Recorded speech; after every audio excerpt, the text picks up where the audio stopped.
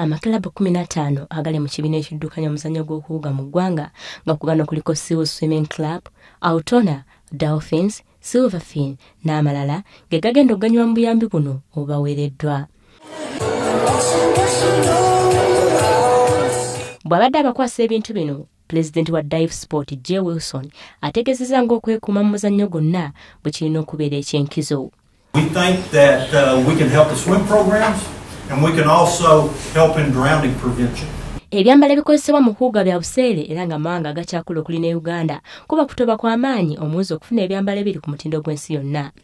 Kati nga swimming suit eya training is between $60 and $100. Na eya racing egulanga $5. So kisinzira ku brand. Na kati brand eyo gye tufunye okuba ogigula ku open market eri $5. Amazzi agawugirwamu gatabulwamu ekirungo kya chlorine okugakuuma nga mayonjo, naye kino kirina obulabe ku bulamu bw'abawuzi nga Club ya Seals Tefio Selonjo gye bwannyonnyola. Eddagala eryo twagala ebire nga litambula mu miso ly'omwana buli lunaku abaana okuva kw'empaka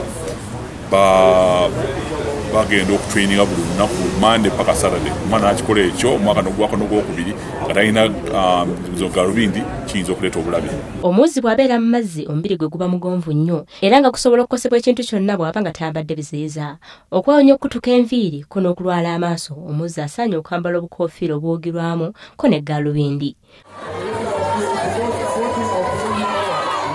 Olivia Nakate, Daobs TV, Amasunsule.